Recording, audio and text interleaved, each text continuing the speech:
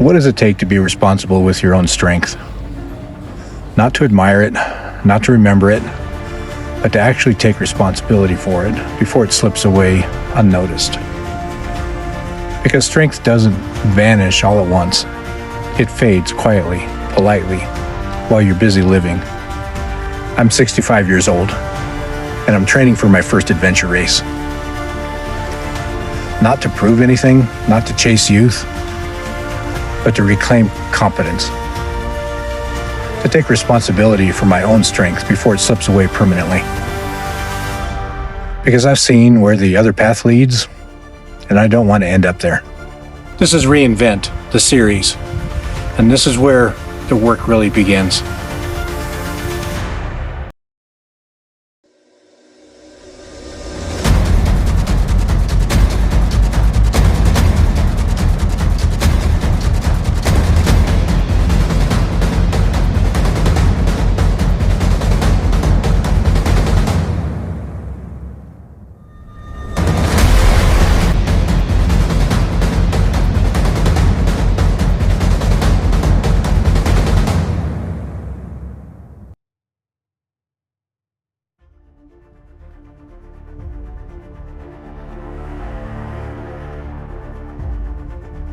One of the biggest fears people carry, even if they never say it out loud, is the fear of a life without meaning. A life that slowly narrows.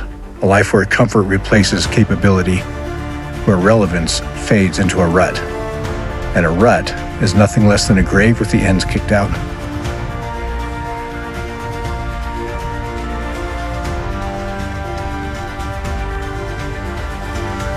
That fear gets louder as you age. You feel it in your body first. Slower recovery, less energy, excuses that sound like wisdom. Then it shows up as disease, obesity, diabetes, heart disease. And the unsettling truth? This is no longer a problem of old age. It's happening right now to people in their 20s, 30s, and 40s. When they should be reaching their prime, they're instead settled, motionless, declining. It doesn't have to be that way. Life starts in your 40s, and some people reach their prime in their 80s or 90s, even setting world records when they're over 100 years old. Today I'm here at Cold Shivers Point in the Colorado National Monument. It gets its name, well, because it sends shivers up your spine. 650-foot drop all the way to the canyon below. At some point I had to ask myself a hard question. Am I training for the life that I want, or drifting towards the one that I fear? Because decline doesn't announce itself all at once. It creeps in while you're busy, while you're responsible, while you're comfortable. And here's the part that no one wants to admit.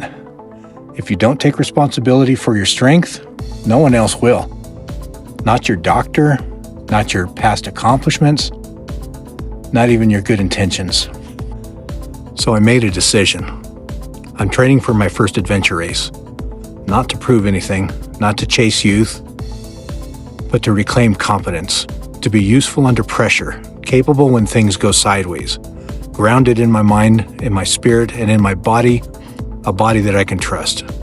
This isn't about optimization. It's not about hacks or shortcuts. It's about refusing to decline quietly.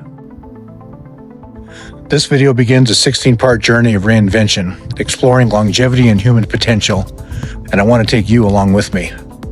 Over the course of this series, we will explore weight loss and metabolic health, strength and endurance training, navigation and orienteering, mental toughness under stress, adventure, discomfort, and responsibility, and reinvention through steady, embodied progress.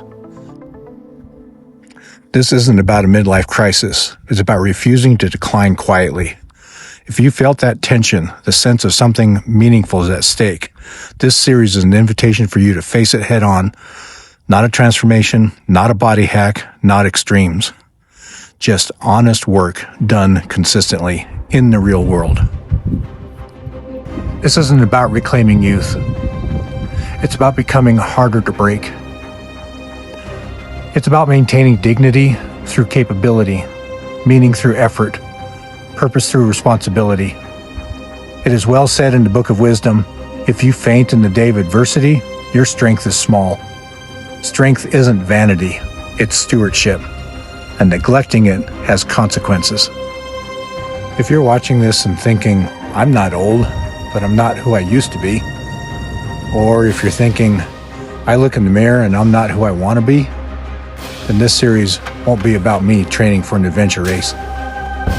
It'll be about the decision that you make before life makes it for you. Reinvention doesn't start with confidence. It starts with responsibility.